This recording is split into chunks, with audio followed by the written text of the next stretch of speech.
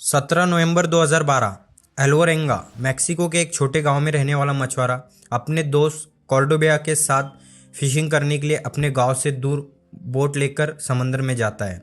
और समंदर भी वो जो इतना बड़ा है कि हम सोच भी नहीं सकते। Pacific ocean. पैसिफिक ओशन समंदर का वो पार्ट है जहाँ अगर हम पूरी धरती और उसके साथ में डेजर्ट, जंगल, आइस इस सबको भी लगा दे तो फिर भी पैसिफिक ओशन भरा नहीं जाएगा। इन दोनों मछुआरों का प्लान था कि वो पैसिफिक ओशन में तकरीबन 120 किलोमीटर दूर तक अपनी बोट से जाएंगे, 30 घंटे उसी समंदर में गुजारेंगे और फिशिंग करके 30 घंटों बाद वापस लौट आएंगे। बट उन्हें इस चीज़ की कानो कान खबर नहीं थी जो वो 30 घंटे के सोच रहे थे। वो 30 घंटे नहीं बल्कि इतना समय गुजारने वाले कि उन्होंने अपने सपने में भी नहीं सोचा होगा।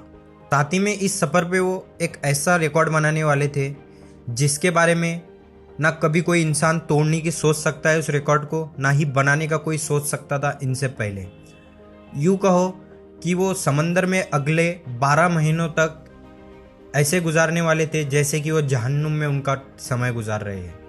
एल्वरेंगा और उसके दोस्त अपनी बोट से ओशन की ओर बढ़ते हैं। तभी उन दोनों को महसूस होता है कि पानी का बहाव और हवा बहुत तेज़ हो रही है और थोड़े टाइम बाद धीरे धीरे पानी आने भी शुरू होता है।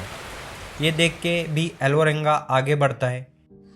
उसका दोस्त एल्वरेंगा को कहता रह गया कि हम वापस चलते हैं, पर एल्वरेंगा ने उसकी एक ना मानी। फिर थोड़ी देर बाद जब वो आगे बढ़ते हैं तो एल्वरेंगा को भी महसूस होता है कि बहुत कुछ गलत हो चुका है, क्योंकि अब सिचुएशन यूँ हो चुकी थी कि समंदर में पानी का भाव कुछ ज़्यादा ही बढ़ चुका था और इनकी बोट इनके हाथ से छूट रही थी। यूँ मानो तो इनके हिसाब से इनकी बोट चल नहीं रही थी। जिस तरफ हवा आती थी उस तरफ इनकी बोट जाने लगी। अब एल्वरेंगा और उसके साथी समंदर में 80 किलोमीटर दूर तक आ चुके थे उनके गांव से। यूँ मानो तो वो धरती को 80 किलोमीटर पीछे छोड़ चुके थे। अब पानी का बहाव बढ़ चुका था, ऊपर से बारिश स्टार्ट हो गई थी। एल्वरेंगा और उसके साथी ट्राई करते हैं कि बोट को उसी डायरेक्शन में फिर से मोड़ा जाए जहाँ से वो आए थे, और कई हद तक वो कामयाब भी होते हैं और आगे बढ़ने लगते।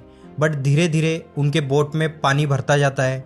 तभी वो बोट में रखा सभी सामान को बाहर फेंकते हैं जिससे वेट कम होगा, और पानी को भी कम करने लगते हैं बकेट की मदद से। ये सब चीज़ें वो करते रहे, ट्राई करते रहे धरती तक पहुंचने के लिए। इतना सब करने के बाद भी उनकी बोट उनके हाथ से निकल चुकी थी। अब उनकी बोट तूफान के झपेट में आ चुकी थी। यूँ मानो तो अब वो बस किस्मत के भरोसे बैठे थे। अफसोस अब वो डायरेक्शन भी उनका चेंज हो चुका था। कई हद तक उन्होंने बोट को डूबने से बचा दिया था, पानी सभी लगभग बाहर निकाल के फेंक दिया था। बट इतना सब होने के बाद में भी उनके साथ में सडनली एक बहुत बुरी चीज़ होती है। उनके बोट का इंजन खराब हो जाता है। अब वो ना किसी तरफ डायरेक्शन में बढ़ पा रहे थे, ना कुछ कर पा रहे थे। तभी एल्वरेंगा उसके बोट में रखे रेडियो को लेता है और उससे उसके बॉस को कांटेक्ट करने का कोशिश करता है।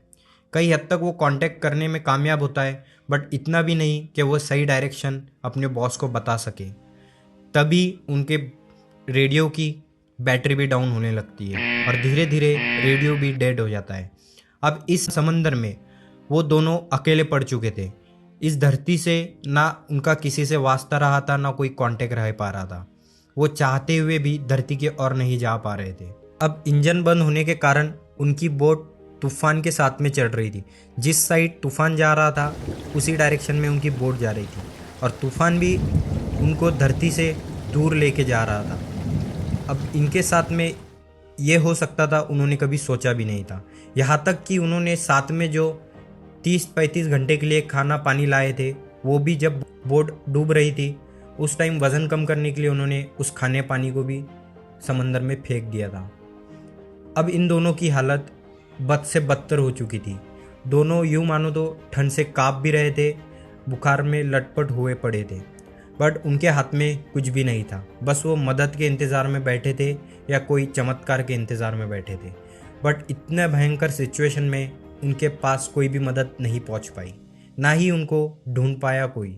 और धीरे धीरे करके वो इतने धरती से दूर चले गए कि उन्होंने सोचा भी नहीं था, क्योंकि अब उनके पास में खाना नहीं था, इसलिए वो पेट भरने के लिए अब ऐसी चीज़ें करने लगे थे जिसके बारे में उन्होंने सोचा भी नहीं था। वो जिंदे मछलियों को पानी से पकड़कर कच्चा ही खाने लगे, उड़ते हुए पक्षियों को पकड़कर कच्चा खाने लगे, और प्यास लगती तो मच्छियों के खून से या पक्षियों के खून से वो पानी पिया करते थे। और कई बार तो उन्होंने खुद के ही पेशाब को पानी के तौर पे पिया। इतनी बुरी सिचुएशन में वो आ चुके थे। बस कैसे कैसे करके वो ज़िंदा रहने की कोशिश में लगे थे। ऐसे ही करते करते कई दिन उनके गुजरते हैं। अब इस समंदर में उनको तकरीबन आए हुए 4 महीने हो चुके थे। 4 महीने करके कैसे भी उन्होंने सरवाइव कर लिया था, ना पानी ना खाने के बिना। 4 महीने बाद इनके साथ में एक ऐसा हादसा होता है कि वो और भी एल्वारेंगा को तोड़ के रखने वाला था। कॉर्डोबा जो एल्वारेंगा का दोस्त था वो अपनी हिम्मत तोड़ देता है और वो अपनी पानी में कूदकर जान दे देता है। अब एल्वारेंगा समंदर में अकेला पड़ चुका था।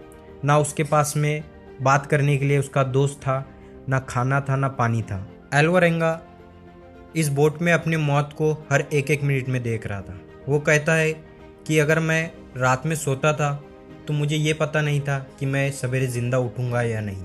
फिर भी एल्वारेंगा अपनी हिम्मत नहीं तोड़ता है, क्योंकि एल्वारेंगा को एक बात अपनी माँ की हरदम याद थी कि कोई भी इंसान अगर सुसाइड करता है तो उसे जन्नत नहीं मिलेंगी।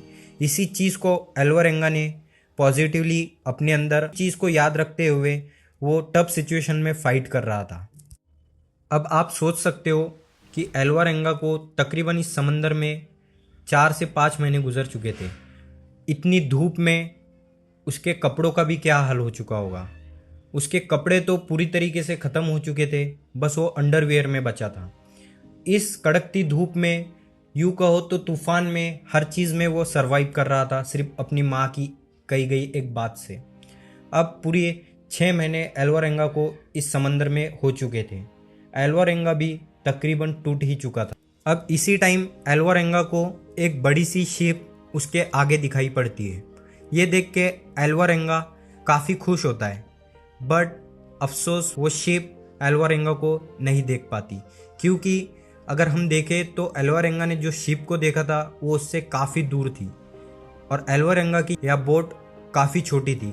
तो उस शिप में बैठे कोई भी इंसान ने उस बोट को देख नहीं पाया, क्योंकि वो एक डॉट बराबर उस समंदर में दिखाई दे रही थी। इस जगह पे एल्वारेंगा को एक थोड़ी सी उम्मीद तो मिली थी, बट फिर से उसका हौसला टूटता जा रहा था। फिर एल्वारेंगा ने फिर भी अपनी उम्मीद ना छोड़ते हुए वैसे ही आगे बढ़ता रहा। अब एल्वारेंगा को इस समंदर में पूरे 438 दिन गुजर चुके थे। यूँ मानो तो एल्वारेंगा अब तक कैसे जिंदा रहा उसे भी पता नहीं था। एल्वारेंगा ने इस 438 दिन में ना ही किसी ज़मीन पे पैर रखा था, ना ही कोई अच्छा खाना खाया था, ना पानी पिया था, पर उसकी जीने की इच्छा उसको इतने दिन तक सरवाइव कर पाई। अब तभी उसको एल्वारेंगा को 438वें दिन एक आइलैंड दिखाई देता है दूर। ये देखने के बाद मानो उसके जान में जान आ गई। तभी वो उसके बोट को डायरेक्शन उस ओर करता है और आइलैंड की ओर बढ़ता है। कामयाब भी होता है आइलैंड के ओर पहुंचने में। तभी उसकी बोट आइलैंड से जाके टकराती है और एल्वारेंगा अब पूरे 438 दिन बाद धरती पे पैर रखने वाला था। उसने अपना पहला पैर धरती पे रखा और चंद सेकंड में उसी टाइम वो बेहोश हो गया, क्योंकि उसकी हालत इतनी ख़राब हो चुकी थी कि वो कुछ सेकंड के ऊपर खड़ा भी नहीं रह पा रहा था। तभी उस आइलैंड के एक गार्ड ने उसे देखा और उसको रेस्क्यू किया। हेल्पलाइन नंबर पे कॉल करके उनके टीम से हेल्प ली। एल्वारेंगा सही सलामत अपने घर पहुंचता है, बट कुछ आर्टिकल्स ऐसे छपते हैं कि एल्वारेंगा ने अपने साथी को बोट पे मारकर उसका कच्चा मांस खाया, बट बाद में इसको बरी भी कर दिया जाता है। अब ना चाहते हुए भी एल्वारेंगा ने इस सफ़र में एक ऐसा वर्ल्ड रिकॉर्ड बना रखा था कि इसको बनाने की तो छोड़ो, अब कोई तोड़ने का भी इसके बारे में सोचेगा नहीं, क्योंकि ना चाहते हुए भी एल्वारेंगा ने समंदर में 438 दिन बिना पानी, बिना खाए, बिना किसी इक्विपमेंट के गुजार चुका था।